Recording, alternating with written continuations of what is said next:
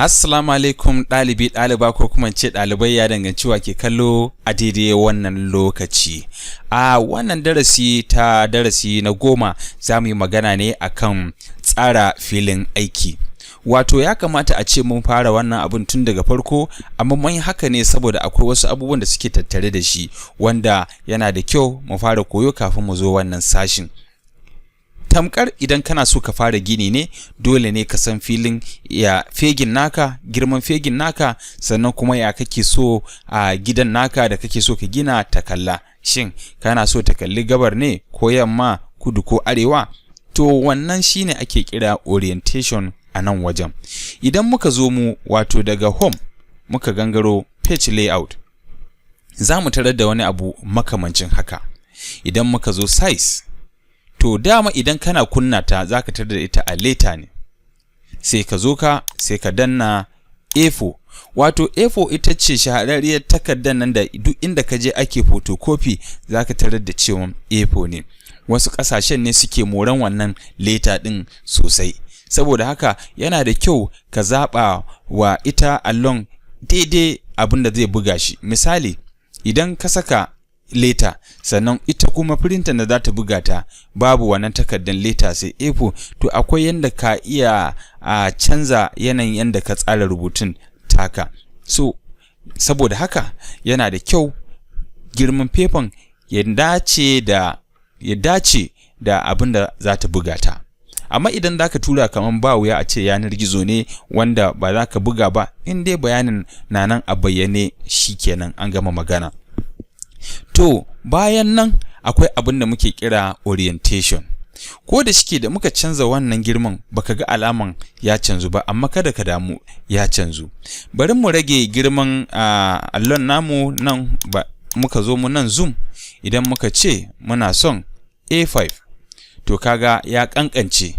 Kada mu manta cewa idan kaga number na karuwa, to girman takardun na raguwa ne. Saboda haka idan muka zo mu nan muka ce A4, to kaga ya ƙara girma. To orientation shine ya kake so aikin ya zama, kana so ya zama a tsaye ne ko kuma a kwance. Kamar yadda kake iya ganin wayar tarho din nan a tsaye ke, wato haka shine ake kira portrait. Idan na lankwasa ta haka kwancacciya, ita ce landscape.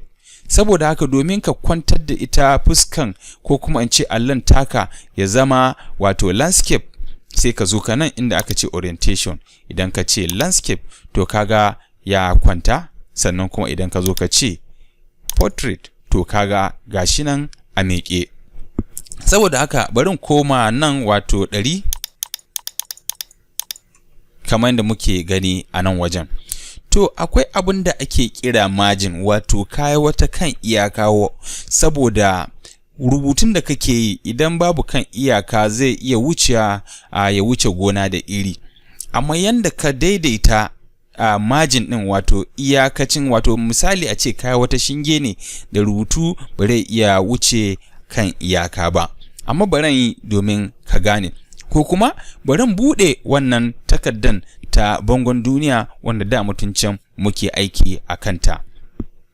Misali idan na zo ne nan, kamar da muke iya gani a nan, to nan gefen da kaga yayi fari da kuma nan gefen da kaga ya fari ba wani abu bane yasa suka tsuku ba, saboda abin da ake kira margin. To inda zaka gane girman margin din shine akwai wato ruler, wato mai nuna ma'aunin fadin ita wannan margin din.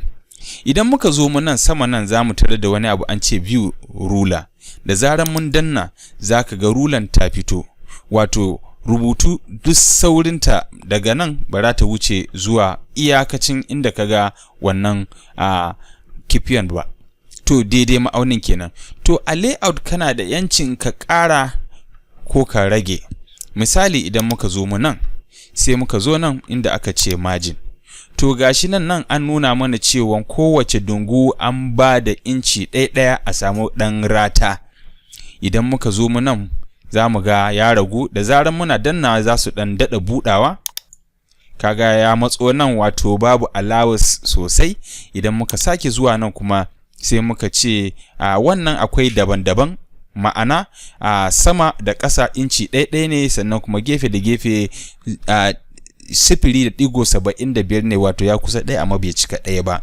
Idan ka danna to haka yake, kaga gefe da gefe yana nan a tsuke, amma idan muka je musamman za mu samu wannan ratan saboda yawan wannan kamar yanzu yadda muke iya gani daga nan, mun san daga nan zuwa nan ratan ba daidai yake da nan zuwa nan ba. Saboda haka kamar da muke iya gani a nan, idan muka zo nan zai daɗa tsuke shi.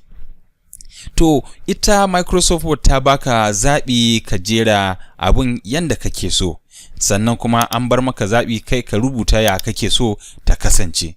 Za ka iya cewa hannun dama ya nake so ta zama, hannun hagu ya nake so ya zama. To duk wannan an bar maka yancin ka yi haka. Saboda haka za mu iya yin abin da muka ga dama, amma kuma wannan hanya ce da za ta nuna mana yanda muke so mu tsara rubutun tamu. Misali, akwai wasu ayyukan da in kai za a je a yanka takardar, to sai ka ɗan ba da allowance yanda idan aka buɗe takardan akwai yanda za a iya ganin rubutun ba tare da ya takuru ba. Misali, idan ka zaɓi wannan wanda shi kaman ya iso kusa nan, duk inda aka liƙa gwam ta gefen nan, to sai ka ga ana ta ɗan leƙe kafin a ga abin da ke dungun ita wannan allon. To ina fatan mun gane abin da muka koya a nan. Mu kasance a darasi na 11. Na gode.